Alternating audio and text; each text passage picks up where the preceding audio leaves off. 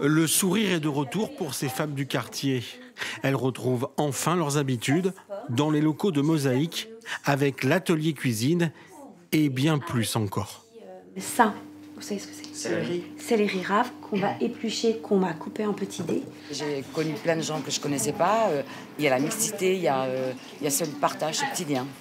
Ça, pour moi, c'est génial, il faudrait le conserver. Il y a presque un an, la MJC de la Grande Garenne était en grande partie détruite par un incendie criminel. Dans le hall, par exemple, tout avait fondu. Coût total des travaux, 650 000 €.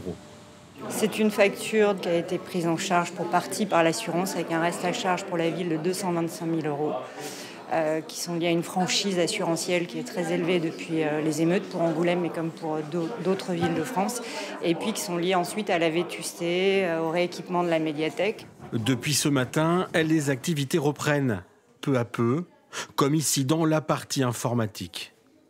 Alors, c'est bon? Tout est en marche? Tout a tout retrouvé? Je t'ai pas vu ce matin.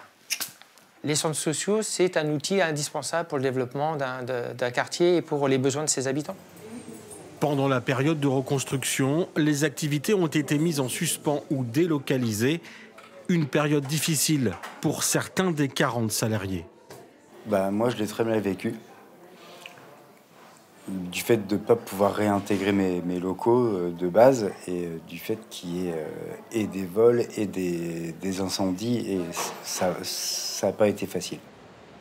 Aujourd'hui, une nouvelle page s'écrit pour la MJC, mais qui devra prendre en compte de nouvelles difficultés, un déficit de 425 000 € et le recrutement d'une nouvelle direction.